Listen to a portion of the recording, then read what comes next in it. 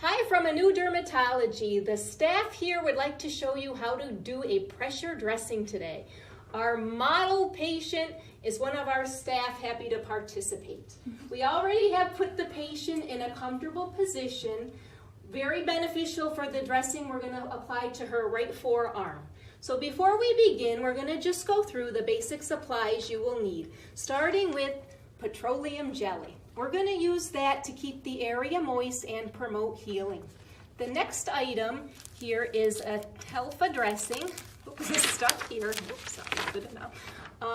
And we will use it. It's non-adherent and self-sticking. The next item is regular gauze, and we will use that for the compression. And the final thing is Hypafix that can be cut to the size that we need.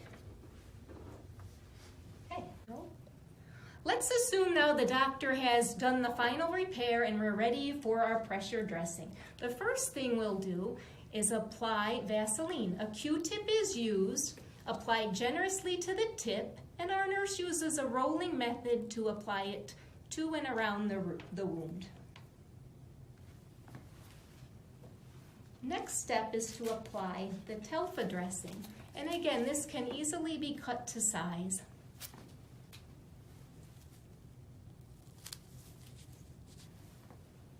Now we're going to use regular gauze and fold it accordingly to create that pressure we desire. And again, you will use your judgment as to how many folds you want. We always want it comfortable for the patient, and we'll be asking them throughout if they're experiencing any pain or discomfort.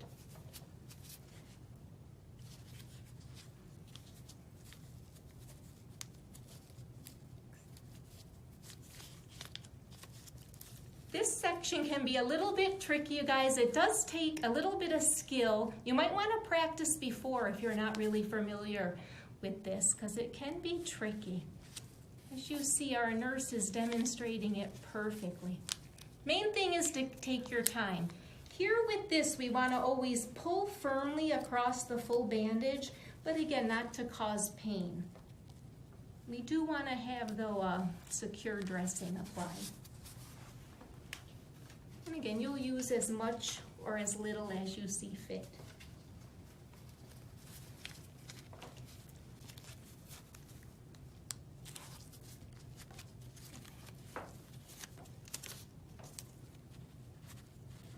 Please point out, see how the nurse actually did pull it. That is the point here of the pressure dressing.